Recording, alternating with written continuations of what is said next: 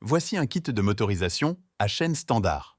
Vous y trouverez un bloc moteur, un chariot moteur, un cordon de déverrouillage manuel, deux télécommandes, deux sachets de visserie avec fixation et accessoires, un coude de raccordement au rail moteur ainsi qu'une rallonge si nécessaire, un rail moteur en deux morceaux avec une pièce de raccordement et deux équerres de fixation. Faites glisser les composants les uns par rapport aux autres. Jetez un œil aux détails de l'assemblage montré par la flèche.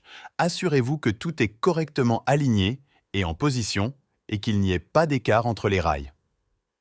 Placez le ressort de rappel sur la tige filetée en bout de chaîne pour fournir la tension nécessaire à la chaîne. Assurez-vous que la chaîne soit tendue.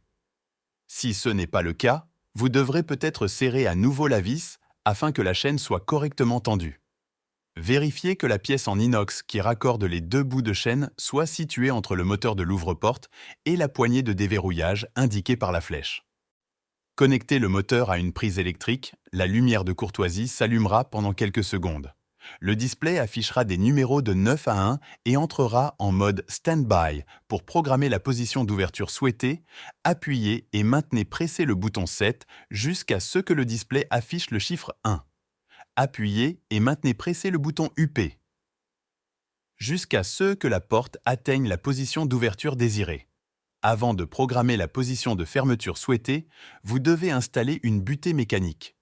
Elle doit être positionnée à environ 1 cm du chariot moteur lorsque la porte est en position d'ouverture complète.